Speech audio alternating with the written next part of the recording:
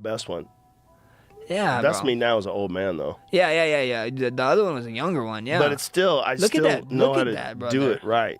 Look at that. Yeah, look The at that thing bag. about old people today, like that's what's interesting about this Jake Paul, Mike Tyson fight.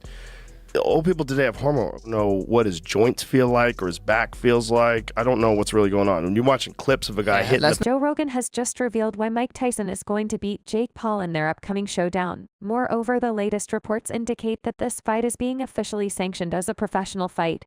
This signifies that the result of the match will be reflected in the records of both contenders. The Texas Department of Licensing and Regulation has completed a thorough assessment of Paul and Tyson, scrutinizing their past records and medical backgrounds prior to granting approval for their professional bout, albeit with some specific exemptions. TDLR said the safety of the contestants competing in the ring or the octagon is always the primary concern. The bout will adhere to specific stipulations, notably featuring 8 rounds each lasting 2 minutes and requiring the use of 14 ounces gloves instead of the standard 10 ounces. Talking about it, Nikki Sabadarian of MVP Promotions said Mike Tyson and Jake Paul signed on to fight each other with the desire to do so in a sanctioned professional fight that would have a definitive outcome. The forthcoming bout between Tyson and Paul is poised to etch a new chapter in boxing lore with a staggering 31-year age chasm between them, marking a historic milestone in the sport.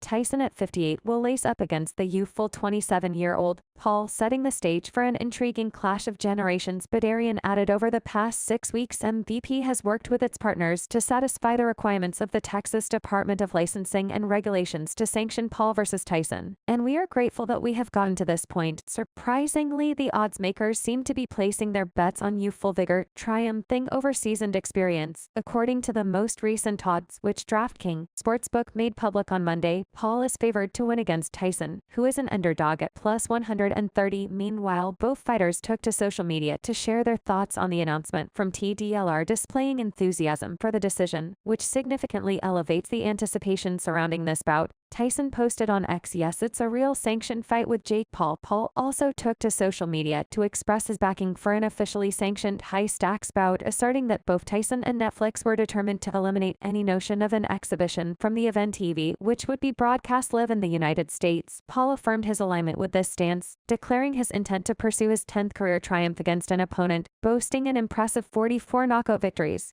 He said Mike Tyson wanted it to be a pro fight. Netflix wanted it to be a pro fight, so I agreed to make it a pro fight. Winner takes all. Once revered as the most formidable boxer worldwide, Mike Tyson's prowess has waned with time. The sport's youngest heavyweight champion, despite grappling with a myriad of health concerns, faces low expectations in his match against the 27-year-old Paul. Doubts even arose about whether the bout would receive official sanctioning, with some suggesting it might just be a casual, inconsequential affair. Yet we now know that the bout has indeed been sanctioned. However, Paul's perennial antagonist and social media provocator Dylan Dunnies predictably attempted to dampen Jake Paul's spirits. Dylan Dunnies is known for his intense rivalry with Jake's brother Logan. Their bitter feud escalated into a highly publicized showdown last year, fueled by a relentless of insults targeting Logan's fiancée. Naturally, Dunnies seized every chance to roast the Paul brothers, and he didn't pass up the opportunity to poke fun at the younger Paul. Dunnies retweeted Paul's post and sarcastically replied to the boxing celebrity's rhetorical query. He highlighted Iron Mike's numerous health concerns, advanced age, and lack of mobility, criticizing him for opting to step into the ring with the former heavyweight champ. Despite these obstacles, he's 60 and walks with a cane when he's not in a wheelchair. In reality, you beating him means nothing. Fight someone your age again. Oh yeah, I forgot you'll lose. LOL. Donnie's tweeted. However, despite these very real and legitimate concerns, not everyone is writing off Tyson, as evident from the unfolding events. The clash between Tyson and Paul is widely perceived as heavily skewed in favor of one party, owing to the significant gaps in both age and athletic prowess. Tyson candidly addressed his health challenges during his podcast, disclosing the extent of his mobility limitations stemming from severely damaged knees, which subject him to near constant discomfort. Legendary boxer Oscar De La Hoya also believes that Iron Mike should be looking over his shoulder. When TMZ Sports ran across the Hall of Fame boxer last week in New York City, they spoke with him about Tyson and Paul ahead of their impending fight. De La Hoya expressed his concern, stating that he was going to pray for Tyson because he loved him. He added that he believed Paul was a genuine fighter and emphasized the potential danger of the fight, urging Tyson to be cautious. I'm going to pray for Mike Tyson because I love Mike Tyson. Right. You know, I think Jake Paul, he's a real fighter. He really is. It's a dangerous fight. Mike Tyson, be careful. please. Naturally, some people have adopted the other stance, cautioning Jake that Mike, possibly the most feared boxer in history, has the ability to cause great harm to him. The reporter questioned Oscar about whether losing against Jake would destroy Mike's legacy. He stated that Mike Tyson was firmly established in history with a lasting legacy. He further expressed his belief that Mike Tyson would forever be remembered as a significant figure.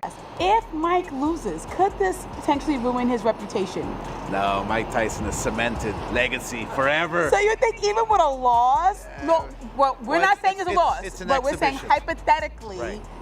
if he loses, you're saying he's going to get away scot-free. Everyone's going to just remember the old Mike, not this new. Mike Tyson will be the man forever. Meanwhile, the atmosphere was palpable during Monday's broadcast of Deep Waters on Pro Box TV. Timothy Bradley Jr., Paulie Malagi, and Chris Algieri, all former world champions, delved into the Texas Department of Licensing and Regulations' decision to legitimize the Tyson-Paul fight as a professional bout. Malagi assessed they want betting odds on it if it's an exhibition. There are no odds on it. Similar logic dictates that with the Texas Commission's greenlight for Tyson-Paul, both Netflix viewership and ticket sales at AT&T Stadium are poised to start. Bradley's enthusiasm was palpable, especially considering his clear favoritism towards the 57-year-old contender over the YouTube person, who has amassed boxing triumphs against former UFC fighters like Ben Askren, Anderson Silva, and Nate Diaz. Bradley said Mike Tyson knocked his ass out. Baby, at first, I thought this was kind of crazy. But then I looked at the rules knockouts, and it's official, it can happen. 2 minutes is going to favor Mike Tyson, no doubt about it. Guys, Bradley suggested a strategy, mentioning a 2-minute drill where Tyson would start aggressively in the initial 4 rounds as he typically does. He described Tyson pressing Paul against the ropes, targeting his body and delivering powerful shots. Bradley encouraged Tyson, expressing his belief that he had the capability to knock out his opponent, emphasizing that power was the last skill to diminish. Bradley added 2-minute drill. Tyson comes out in the first 4 rounds like he's always blazing. Tyson gets pie against the ropes, banging him to the body and hitting him with power shots. Come on, man, he has the potential to knock this man out. The power is the last thing to leave you. Molinare I purse. Whether in his seasoned years, Tyson still possesses the ferocity and explosive prowess that once crowned him the heavyweight champion of the world in 1986, 1990, and once more in 1996. Bradley asked, man, you haven't seen those videos of Tyson working out? Malagi answered, those are from 5 years ago. This guy smokes weed and does mushrooms every day. Bradley responded, this is Mike Tyson we're talking about. That prompted Algieri to chime in, I'll show a video of Tyson running on a treadmill. I'll show you what kind of athleticism he has. It's not very good. It appears that Bradley wasn't having it. 2 minutes, man, that's all it takes to knock Disney boy the hell out. Bradley said of Paul when told Paul is an early betting favorite.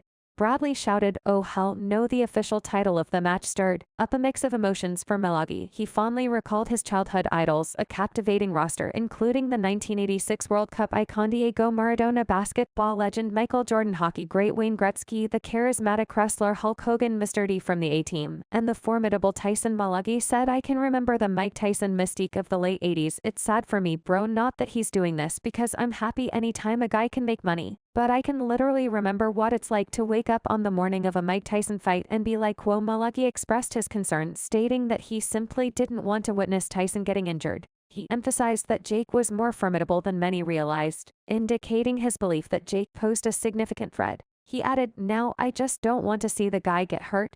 That's all I feel, because Jake is more dangerous than everybody's giving him credit for. Molina G also questions Paul's motivations, pondering why he persists in this venture despite investing considerable effort in shaping it into an authentic pursuit. This endeavor involves backing champion boxer Amanda Serrano, nurturing young professional talents, and financing grassroots initiatives. Malagi said Jake's been trying to legitimize himself and getting a lot of blowback from the media and fans. I like Jake, but at the same time I'm torn here because he's the guy who wants boxing to accept him with open arms. Speaking about Jake, Malagi remarked that knocking out a living legend at 58 years old would inevitably lead people to perceive it as taking advantage of a situation.